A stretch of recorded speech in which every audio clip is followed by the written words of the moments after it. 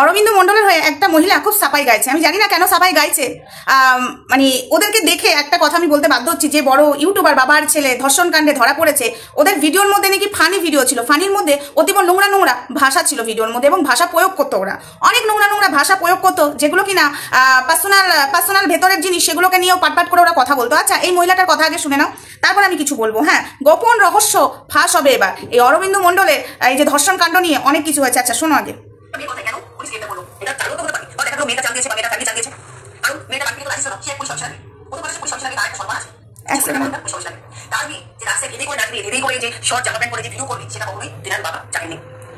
এইদিকে মেয়ে উতালা হয়ে পড়েছে, সে দিলে ভাইরাল হবে, সেই জন্য সাহায্য করেছিল এই অরবিন্দ মণ্ডল এবং সাই মণ্ডল। কারণ তারা চেয়েছিল যে আমাদের মতো সবাই একটু খেতে খেতে শিখুক, কারণ আমরাও দু টাকা ইনকাম করছি, তারাও 2 টাকা ইনকাম করে খেতে শিখুক। সেই কারণে ওদের সঙ্গে সবাইকে মানে যে বলতো যে আমাদের একটু ভাইরাল করার জন্য একটু সাহায্য করুন, সবাইকে নিয়ে কিন্তু কম বেশি ভিডিও শুট করেছে অরবিন্দ মণ্ডল বা সাই মণ্ডল। এবং কি তেনাদের বাড়িতেও বিভিন্ন ধরনের ভিডিও শুট করা হয়েছে, রোমান্টিক, কমেডি, ফানি, দুঃখের বিভিন্ন ধরনের কিন্তু কাহিনী তুলে ধরেছে অরবিন্দ মণ্ডল। ভিডিওগুলো সত্যি খুব সুন্দর, অসাধারণ। আমিও খুব ওনার ফ্যান, আমি খুব ভালোবাসি দেখতে। কিন্তু হঠাৎ করে তাদের জীবনে নেমে এলো এই কালবৈশাখী ঝড়। হঠাৎ করে তাদের ধর্ষণের অভিযোগ উঠে আসলো এই অরবিন্দ মণ্ডলের বিরুদ্ধে এবং সাই মণ্ডলের বিরুদ্ধে। কিন্তু তেনারা কখনোই স্বপ্নে ভাবতেই পারেনি যে তেনাদের বিরুদ্ধে এরকম মিথ্যে এলিগেশন দেবে কেউ। তিনি তো ভালোই চেয়েছিল, তেনারা তো ভালোই চেয়েছিল, মানে সাই মণ্ডল অরবিন্দ মণ্ডল ভালোই চেয়েছিল সকলের, যে আমাদের মতন সবাই কিছু টাকা ইনকাম করে খাক। সেই ক্ষেত্রে কিন্তু রিল বানানোর সাহায্য করেছিল সেই নাবালিকাকে। কিন্তু নাবালিকাকে সাহায্য করতে গিয়ে নাবালিকার ফাঁদে পা দিয়ে ফেলে এই অরবিন্দ মণ্ডল, সাই মণ্ডল। যেটা মানে অরবিন্দ মণ্ডলের সঙ্গে যারা ভিডিও শুট করে, সেখান থেকে এক ব্যক্তি এই লাইভে এসে কথাটা বলে। আগে লাইভে বলেছিল মিষ্টি, আর এই লাইভে বলছে জ্যোতি। জানি না কতটা সত্য, এবং জ্যোতিকে কোশ্চেন করা হচ্ছে যে সাই মণ্ডল কি তোমার বয়ফ্রেন্ড? কিন্তু জ্যোতি বলছি না, আমার বয়ফ্রেন্ড না, আমার পরিচিত, আমি ওদের সঙ্গে ভিডিও শুট করি। কিন্তু এটা কি সম্ভব কখনো যে জোর করে একটা মেয়েকে ধর্ষণ করেছে? সে তো ছোট নয়, নাবালিকা, ঠিক আছে, সে 9 পড়ে। সে যদি একদম ছোট বাচ্চা হতো তাহলে সেটা বিষয়। পয়েন্ট টু বি নোটিস, সে ছোট নয়, নাবালিকা, ঠিক আছে, 9 পড়ে। 9 পড়া মেয়েটা ছোট নয়? 9 পড়া মেয়েটা কত বড়? কারণ সে নিজের ইচ্ছাতেই কিন্তু রিল বানাতে আসলে, সেটা অরবিন্দ মণ্ডল বা সাই মণ্ডল ডেকে নেয়নি তাদের রিল বানানোর জন্য। এই যে বিভিন্ন মানুষ রিল বানানোর জন্য যায়, ওনাদের সাহায্য চায়, ওরা কিন্তু সাহায্য করতে 2 হাত বানিয়ে দেয়। কিন্তু তার বিনিময়ে যে কেউ যদি পিঠে ছুরি মেরে আঘাত করে চলে যায়, সেটা ওনার দেয়। তাহলে মেয়েটা বলুক যে হ্যাঁ আমাকে সত্যি ধর্ষণ করেছে। আচ্ছা, এখানে মেয়েটা বলেছে বলেই তো এই কথাটা হয়েছে। মেয়েটা তো এই ভয়েসটা শোনার পরে তোমাদের কি মনে হচ্ছে যে ইনি একটু বেশি বাড়াবাড়ি করছেন না? আমাদের এখন কি করা উচিত? আমরা কোনো সত্যটাই এখনো জানি না। আবার বলছে মেয়েটা নাবালিক, আবার বলছে 9 পড়ে, আবার বলছে মেয়েটা জালে ফাঁসিয়ে দিল।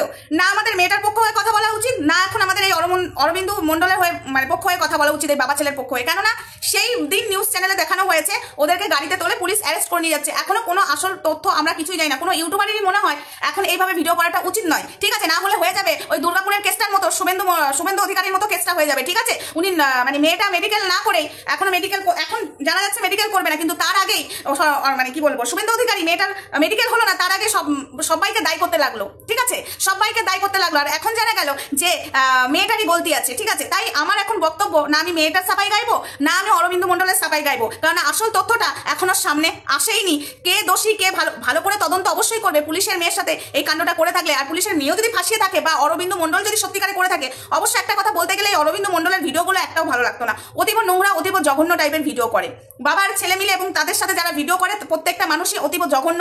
ভাষাগুলো দেখেছো ভিডিওর মধ্যে যে স্ক্রিপ্ট রাইটার মানে স্ক্রিপ্ট লেখে, সব স্ক্রিপ্ট রাইটারের মধ্যে মানে ভিডিওর ইয়ের মধ্যেই ভাষা, পুরো স্ক্রিপ্টের মধ্যে পুরো ভাষা, ঠিক আছে? তো যাই হোক, এদের ভিডিও কাদের ফানি লাগে আমার জানা নেই। তো যাই হোক, আমার একটাই বক্তব্য, ভিডিওটা বেশি বড় করবো না, যে এই মহিলাটা যেভাবে ভিডিও করছে অরবিন্দ মণ্ডলের পক্ষ হয়ে, আমার মনে হয় না এই মেয়েটার পক্ষ হয়ে ভিডিও করা উচিত, না এই অরবিন্দ মণ্ডলের পক্ষ হয়ে ভিডিও করা উচিত। এখন বিষয়টা পুরো ক্লিয়ার হয়নি অ্যাকচুয়ালি, মানে সত্যি মেয়েটা বলছে না ছেলেটা মেয়েটার সাথে নোংরামো করেছে, সেই তদন্তটা ভালো করে আগে পরিষ্কার করে ক্লিয়ার করা হোক, আগে প্রশাসনের পক্ষ থেকে ক্লিয়ার হোক, তারপরে আমাদের প্রতিবাদ করাটা উচিত। না হলে কিন্তু ওই দুর্গাপুরের কেসটার মতো হয়ে যাবে, ঠিক আছে? শুভেন্দু অধিকারী যেরকম গলা ফাটাতে লাগলো না জেনে শুনেই, তারপরে এখন মেয়েটা বলছে আমি মেডিকেল করবো না, ঠিক আছে? মেয়েটাই বয়ান দিল, এখন মেয়েটাই ঘুরিয়ে বলছে আমি মেডিকেল করবো না। তাই আমাদের উচিত কোনো পক্ষ হয়ে এই যে অরবিন্দ মণ্ডলের কেসটা, মানে এই দুটো বাবার ছেলে, এই দুটো ইউটিউবারের কেসটা, আমাদের এখন ভিডিও না করাই উচিত। এই বিষয়ে আমরা আগে ভালো করে জানবো কার দোষ, ছেলেটা বাবা ছেলের দোষ না মেয়েটার দোষ। আগে আমরা কেউই ভালো করে জানতে পারিনি, শুধু ওই খবরটাই আমরা জানতে পেরেছি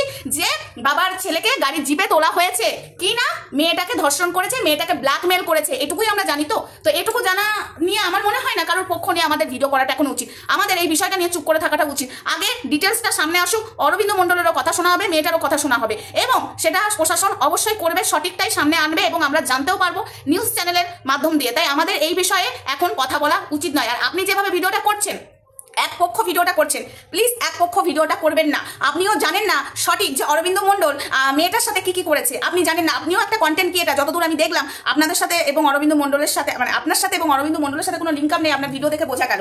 কিন্তু আপনি অরবিন্দ মণ্ডলের পক্ষ থেকে কেউ লাইভ করছে, সেটার কথা শুনে আপনি ভিডিও এমন জোর গলায় করছেন যে অরবিন্দ মণ্ডল কিছু করেনি, বিনা কারণে তাকে জেলে নিয়ে যাওয়া গেছে, পুলিশ অ্যারেস্ট করেছে। কিন্তু এটা ভুল।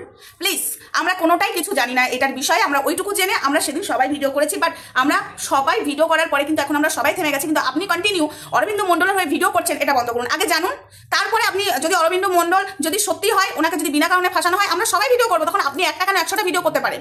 তার আগে এইভাবে ভিডিও করবেন না, ঠিক আছে? আপনারা মেয়ের কথাটাও শোনেননি, এখনো ছেলের কথাটাও কিন্তু শোনেননি। বাবা ছেলে কিন্তু এখনো কোনো বয়ান দেয়নি। যেদিন গাড়িতে তোলা হয় পুলিশের গাড়িতে, তখন একজন ভিডিও করছিল, তা সে কিন্তু বারবার জিজ্ঞাসা করছিল, অরবিন্দ মণ্ডল কিন্তু চুপ করেছিল, একটা আওয়াজও দেয়নি, ছেলেটাও চুপ করেছিল, একটা আওয়াজও দেয়নি। তাই আমাদের মনে হয় এই বিষয়টা নিয়ে জল ঘোলা না করাই ভালো। আগে আমরা সঠিক খবরটা জানি প্রশাসন কাছ থেকে, তারপরে আমরা ভিডিও করব। অবশ্যই সোশ্যাল মিডিয়াতে যখন জানা গেছে, এই বিষয়টাও সোশ্যাল মিডিয়াতে জানা যাবে কে আসল দোষী, তাই না? তাই গলা ফাটিয়ে কোনো লাভ নেই অরবিন্দ মণ্ডলের হয়ে। আগে সঠিকটা জানুন। যদি অরবিন্দ মণ্ডল যদি সত্যি উনি অন্যায় না করে থাকে, তাহলে তখন চেঁচাবেন, তখন আপনি কেন, আমরাও চেঁচাবো। তো চলো, ভিডিওটা আপাতত এইটুকুই থাক। টাটা, বাই বাই, সবাই ভালো থেকো, সুস্থ থেকো, গুড নাইট।